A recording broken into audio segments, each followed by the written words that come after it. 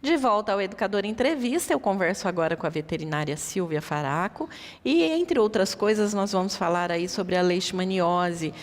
Nós estamos aí no mês de prevenção a essa doença e eu começo perguntando à doutora, boa tarde, doutora Silvia. Boa tarde. Para quem está nos assistindo, vamos explicar aí o que é a leishmaniose. A gente se preocupa muito com a raiva, mas a leishmaniose também é uma doença muito preocupante. Sim, a leishmaniose, ela é uma zoonose, né? Quer dizer, é uma doença que pode ser transmitida para o ser humano. É um protozoário. E, atualmente, ela ainda não é uma doença muito generalizada aqui na nossa região. Porém, é muito importante que a gente comece a prestar atenção, que a gente comece a atentar para essa questão, porque tem pipocado alguns casos mais perto, né? Então, na própria cidade de Ribeirão Preto, se não me engano, Sacramento, São Sebastião do Paraíso. Então, tem pipocado aí alguns casos. E é uma doença cujo tratamento é bastante complicado, é um tratamento bastante agressivo. Na verdade, no caso, por exemplo, dos cães e dos gatos, né, você não obtém a cura, você obtém o controle. E é um tratamento de alto custo. Como que ela afeta especialmente os cães? Ela pode afetar de várias maneiras, né?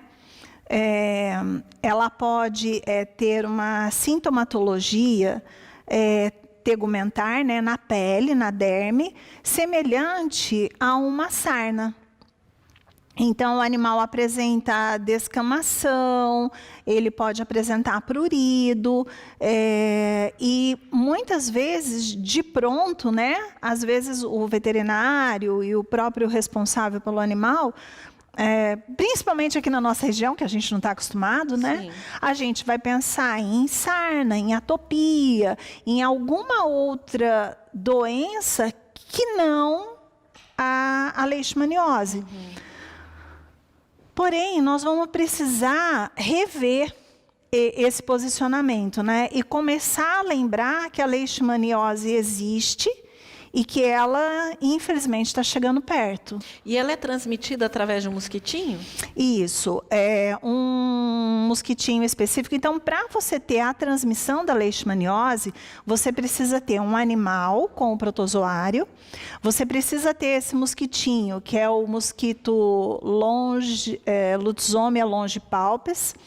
E aí, esse mosquitinho, né, ele vai sugar o sangue de um animal infectado, na hora que ele suga o sangue, ele acaba se contaminando com o protozoário e depois, na hora que ele vai chupar o sangue, ou de um ser humano ou de outro animal, ele acaba levando esse protozoário para o próximo contaminado. Para o próximo ser que pode ser contaminado, né? Para o ser humano, para o cão, ou para o gato, ou para um animal silvestre, né? Entendi. Bom, para o animal, o tratamento é complicado. E para o humano? Também é um tratamento bastante agressivo, né?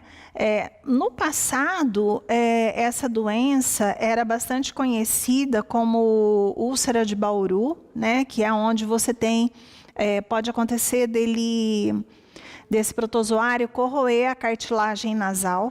Então, ela pode causar, né, uma deformidade. E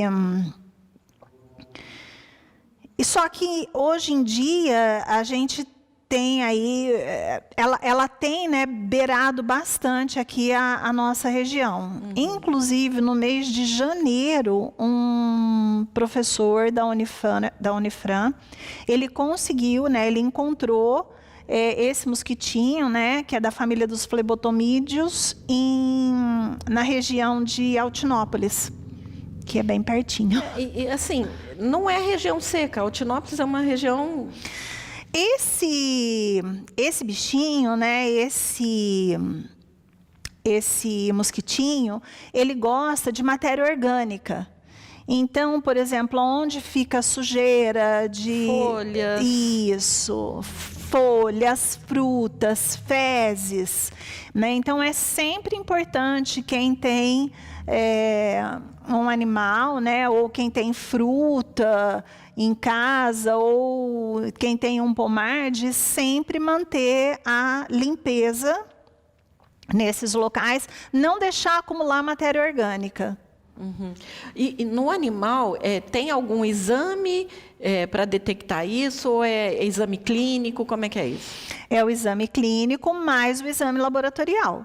E aí, dentre os exames, né, a gente tem os snapshots, né, que são os exames rápidos, e a gente tem outros exames para você, de fato, confirmar se é essa doença, né? E aí, nesse caso, às vezes a gente faz, por exemplo, punção de medula óssea, punção de linfonodos.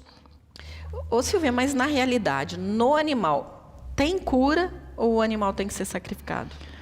Bom, isso aí é bastante polêmico. Hoje em dia existe sim, existe um tratamento. Esse tratamento é autorizado, né? Ele é um tratamento diferente do tratamento que é usado para o ser humano, porque não pode também haver essa coincidência para você não gerar resistência, né, do protozoário. Porém, ele é um tratamento que ele é de um custo mais elevado. E ele é um tratamento que ele não é curativo. Ele é um tratamento que você faz o controle.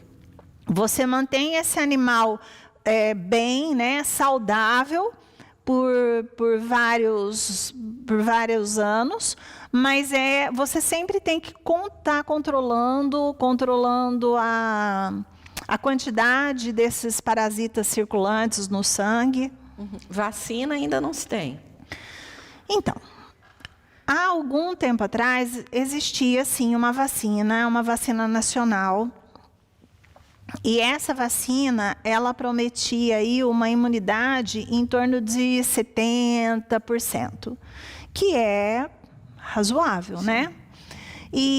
Porém, o Ministério da Agricultura encontrou algumas irregularidades e essa vacina, no momento, ela está suspensa. Poxa vida. E a coleira, aquela coleira que se coloca no animalzinho? Aí nós vamos ter as coleiras e nós vamos ter repelentes que a gente pode usar para prevenir que o mosquitinho pique o animal e a partir daí ele contamine, né, o animal. É preciso que esse mosquitinho esteja contaminado e na hora que ele vai picar o seu animal, ele acaba contaminando o seu animal. E aí você tem uma reação em progressão geométrica, né? Porque aí vai... E no caso que você fala aí do repelente, para o animal é um repelente específico ou é o repelente aí que a gente tradicionalmente usa aí? Esses repelentes aí à base de citronela, de ninho, eles têm uma ação, porém a ação deles é curtinha, né? A pessoa precisa lembrar de sempre estar reaplicando. E existem os repelentes comerciais mesmo, contra pulgas e carrapatos. Não são todos os repelentes contra pulga e carrapato que têm ação contra o mosquitinho. Mas geralmente na embalagem já vai estar escrito aí quando ele tem ação contra o mosquitinho. Bom, a gente percebe, a gente sabe aí que isso é meio que localizado, vamos dizer assim. Tem determinadas áreas, determinados locais onde acontecem mais. Se a pessoa vai viajar para esses locais aí, né? Como que é para evitar, né, que seja contaminado? Antigamente a gente até tinha aí essa questão da vacina. Então já aconteceu, inclusive lá na clínica, né, que a pessoa ia se mudar e aí ela preparou o animal para levar junto. No caso de uma viagem curta, e como agora a gente não tem mais a vacina também, né? Então, no caso de uma viagem curta, a pessoa teria que lançar a mão mesmo, ou da coleira, ou desses repelentes. E da própria pessoa, do humano mesmo? Certo. Esses também seriam os repelentes.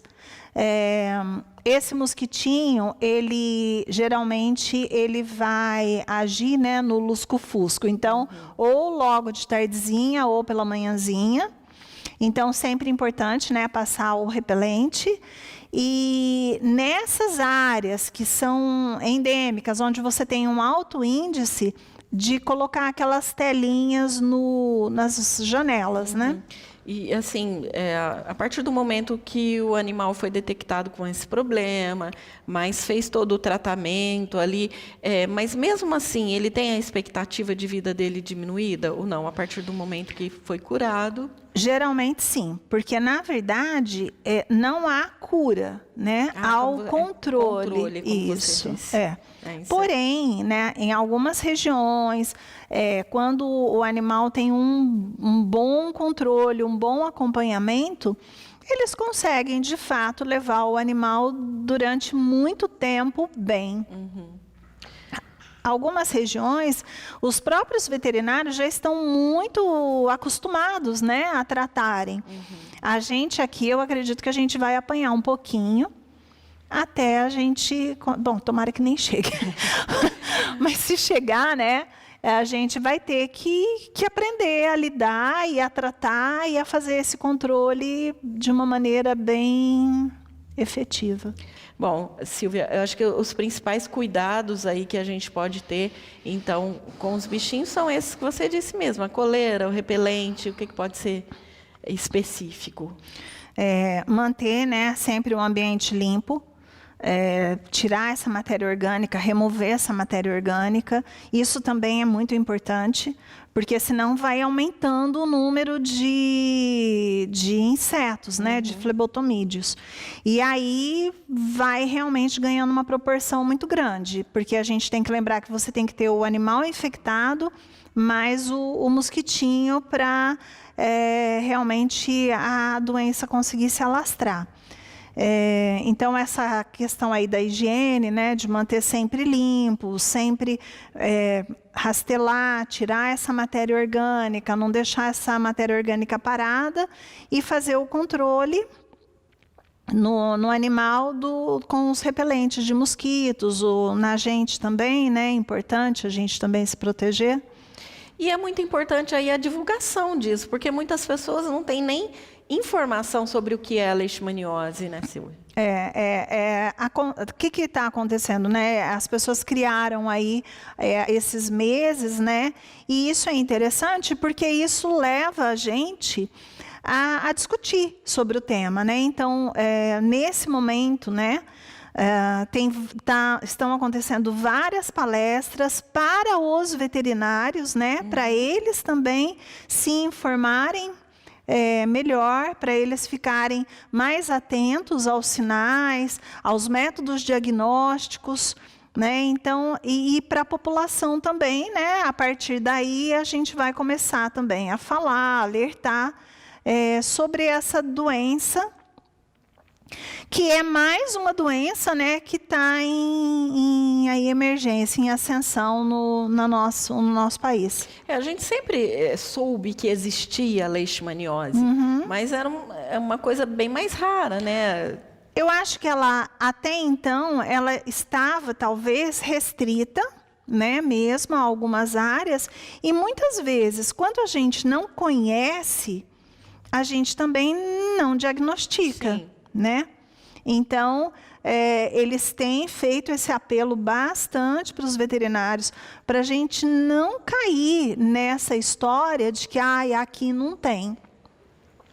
E isso, né, a gente tem visto aí que aqui na nossa região, infelizmente, a gente tem ficado sabendo de alguns casos em Ribeirão, tem agora essa história, né, desses flebotomídeos aí lá em Altinópolis. Então, são alertas aí, são coisas que estão chamando a nossa atenção para a gente passar a olhar a leishmaniose como um diferencial entre os nossos pacientes aí.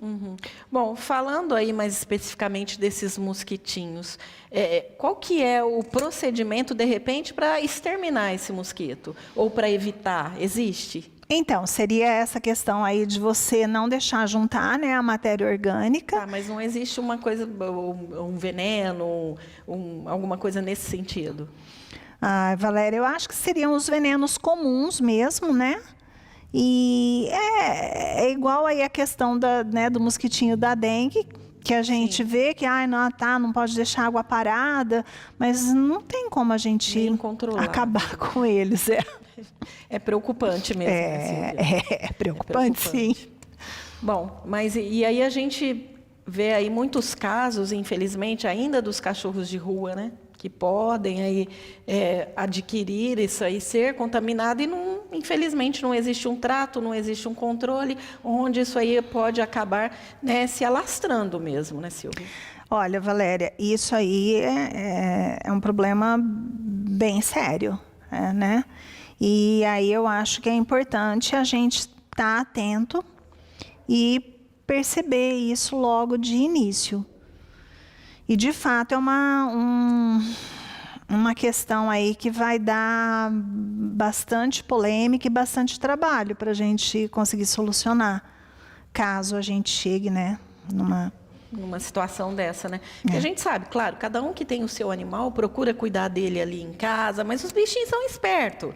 Eu vejo por mim mesmo lá. Você deixou o portão um pouquinho aberto, ó, eles saem correndo, vão para a rua e não tem como. Às vezes você não consegue segurar. E aí eles podem voltar contaminados, quer dizer, aí acaba ali no espaço dele que é cuidado, mas aí vem contaminado da rua. Eu acho que a gente, assim, né, os profissionais, os veterinários, porque, por exemplo, nas regiões aí de Minas Gerais, né, Belo Horizonte, Uberlândia, eles convivem faz muito tempo com a leishmaniose. E